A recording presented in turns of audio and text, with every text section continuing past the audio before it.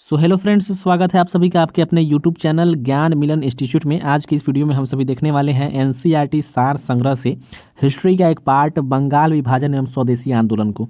जी हाँ, आज का ये वीडियो हमारा होने वाला है बंगाल विभाजन एवं स्वदेशी आंदोलन से रिलेटेड, और ये आपके किसी भी प्रकार के प्रतियोगी परीक्षाओं के लिए बहुत ही इंपॉर्टेंट होने वाला है। तो आप सभी वीडियो में बने रहें। आइए वीडियो को शुरू करते हैं। पहला प्रश्न है, बंगाल का विभाजन किस वायसराय के कार्यकाल में हुआ था? तो लॉर्ड कर्जन के कार्यकाल में हुआ था। बंगाल का विभाजन किस वायसराय के कार्यकाल में हुआ था? लॉर्ड कर्जन के कार्यकाल में हुआ था। याद रखिएगा, बहुत ही इंपॉर्टेंट क्वेश्चन है। उसके बाद है, बंगाल विभाजन की घोषणा कब प्रभावी हुई? 16 अक्टूबर 1905 ईस्वी को बंगाल विभाजन की घोषणा जो है वह प्रभावी हुई। ठीक है। उसके बाद में नोट में दिया गया हुआ है कि 20 जुलाई 1905 को बंगाल विभाजन के निर्णय की घोषणा हुई। इसके विरोध में 7 अगस्त 1905 को कलकत्ता के टाउन हॉल में स्वदेशी आंदोलन आरंभ हुआ। इसी बैठक में ऐतिहासिक बहिष्कार प्रस्ताव स्वीकृत हुआ था। ठीक है, यानी कि यहाँ पे याद रखिएगा कि 20 जुलाई 1905 को है इसकी बंगाल विभाजन की घोषणा हुई थी, लेकिन प्रभावी यह कब हुआ? तो 16 अक्टूबर 1905 को यह प्रभावी हुआ था बंगाल विभाजन। इसमें कन्फ्यूज नहीं होइएगा, एग्जाम में ऐसे प्रश्न पूछा जाता है आपका। ठीक है, कि घोषणा कब हुई थी और यह लागू कब हुआ था। ठीक है। उसके बाद अगला प्रश्न है, बंगाल का विभाजन मुख्यतः किस उद्देश्य से किया गया था? तो बंगाली राष्ट्रवाद की भावना को दुर्बल करने के लिए जो है बंगाल विभाजन किया गया था। ठीक है। उसके बाद जो है बंगाल विभाजन जो हुआ था वह किस आधार पर इसको बांटा गया था? तो हिंदू जनसंख्या बाहुल क्षेत्र और मुस्लिम जनसंख्या बाहुल क्षेत्र के आधार पर जो है पश्चिमी बंगाल और पूर्वी बंगाल में जो है इसको 2 भागों में विभाजित कर दिया गया। ठीक है। पश्चिमी बंगाल में जो है बंगाल, बिहार और उड़ीसा राज्य आए, और पूर्वी बंगाल में जो है पूर्वी बंगाल और असम आए। ठीक है। उसके बाद जो है अगला प्रश्न देखते हैं हम सभी कि वंदे मातरम किस आंदोलन के दौरान भारतीय राष्ट्रीय आंदोलन का प्रेरक गीत बना? तो स्वदेशी आंदोलन के दौरान। ठीक है, याद रखिएगा, स्वदेशी आंदोलन के दौरान ही वंदे मातरम जो है भारतीय राष्ट्रीय आंदोलन का जो है प्रेरक गीत बन गया था। उसके बाद अगला प्रश्न है, बंगाल के विभाजन 1905 के विरोध में हुए आंदोलन का नेतृत्व किसने किया था? तो सुरेंद्र नाथ बनर्जी ने। ठीक है, सुरेंद्र नाथ बनर्जी ने बंगाल विभाजन के विरोध में जो आंदोलन हुआ था उसका नेतृत्व किया था। उसके बाद है, दिल्ली में स्वदेशी आंदोलन का नेतृत्व किसने किया था? तो सैयद हैदर रजा ने। उसके बाद मद्रास में स्वदेशी आंदोलन का नेतृत्व किसने किया था? तो चिदम्बरम पिल्लई ने। ठीक है, याद रखिएगा, दिल्ली में स्वदेशी आंदोलन का नेतृत्व सैयद हैदर रजा ने तथा मद्रास में स्वदेशी आंदोलन का नेतृत्व किया था चिदम्बरम पिल्लई ने। ठीक है।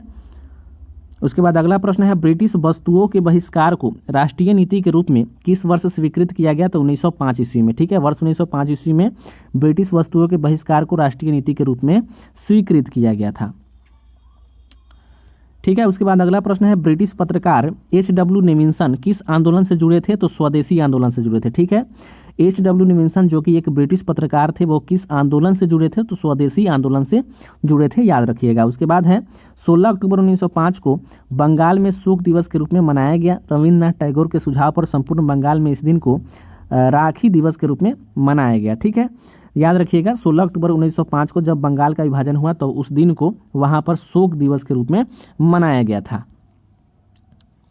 ठीक है। उसके बाद है, वर्ष 1905 को स्वदेशी आंदोलन जो हुआ उसमें कृषक तथा मुसलमान वर्ग के विशेष समर्थन प्राप्त नहीं हुआ था। ठीक है, 1905 का जो स्वदेशी आंदोलन था उसमें कृषक एवं मुसलमान वर्ग जो थे उनका समर्थन जो है इस आंदोलन को प्राप्त नहीं हुआ था। ठीक है। उसके बाद है, भारत के प्राचीन कला परंपराओं को पुनर्जीवित करने के लिए एक Indian society of oriental art की स्थापना किसने की थी? तो रविन्द्रनाथ टैगोर ने किया था। ठीक है, Indian society of oriental art की स्थापना किसने की थी? रविन्द्रनाथ टैगोर ने की थी। ठीक है। अगला प्रश्न है, स्वदेशी आंदोलन के प्रारंभ का तत्कालिक कारण क्या था? तो लॉर्ड कर्जन द्वारा बंगाल विभाजन। ठीक है, याद रखिएगा, यानी स्वदेशी आंदोलन प्रारंभ कब हुआ था? तो जब बंगाल विभाजन प्रभावी हुआ, लॉर्ड कर्जन द्वारा जब बंगाल का विभाजन किया गया तो उसी समय जो है स्वदेशी आंदोलन शुरू किया गया था, जो कि आप देखे भी कि 7 अगस्त 1905 ईस्वी को कलकत्ता के टाउन हॉल से शुरुआत की गई थी। ठीक है। उसके बाद अगला प्रश्न देखते हैं, नोट में कुछ दिया गया हुआ है कि बंगाल में ब्रिटेन की वस्तुओं के बहिष्कार का सुझाव सर्वप्रथम कृष्ण कुमार मित्र ने दिया था। ठीक है, ब्रिटेन की वस्तुओं का बहिष्कार बंगाल में इसका सुझाव सर्वप्रथम कृष्ण कुमार मित्र ने दिया था। और ये कृष्ण कुमार मित्र जो थे वर्ष 1905 में बंगला पत्रिका संजीवनी के संपादक भी थे। ठीक है, कृष्ण कुमार मित्र बंगला पत्रिका एक निकलती थी संजीवनी, उसके संपादक थे। उसके बाद है, स्वदेशी बांधव समिति के संस्थापक कौन थे?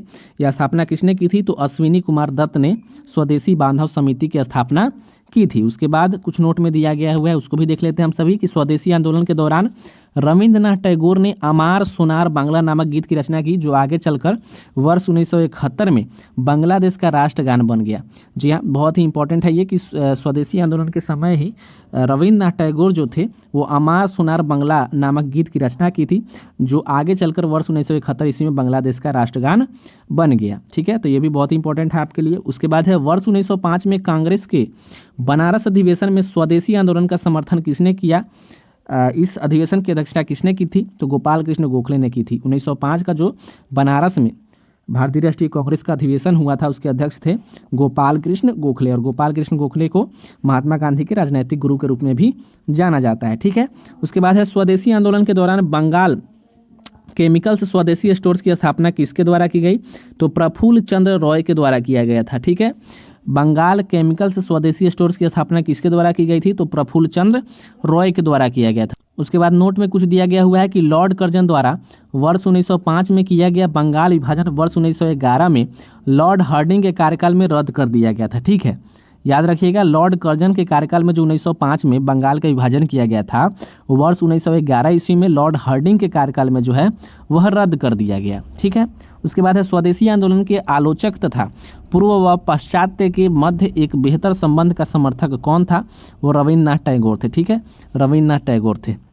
उसके बाद है बंगाल विभाजन के समय बंगाल का लेफ्टिनेंट गवर्नर कौन था? तो सर एंड्रूज फ्रेजर। याद रखिएगा, सर एंड्रूज फ्रेजर जो थे वो बंगाल विभाजन के समय बंगाल का लेफ्टिनेंट गवर्नर थे। उसके बाद है स्वदेशी आंदोलन के प्रचार प्रसार के लिए प्रयोग की गई द बंगाली पत्रिका के संपादक कौन थे? तो सुरेंद्रनाथ बनर्जी थे। ठीक है, सुरेंद्रनाथ बनर्जी जो थे वो स्वदेशी आंदोलन के प्रचार प्रसार के लिए प्रयोग की गई द बंगाली पत्रिका के संपादक थे।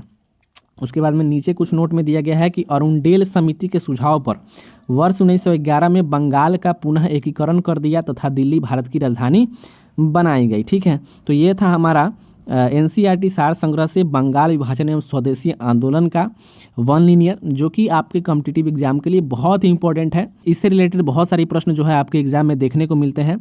तो मिलते हैं किसी नए वीडियो में।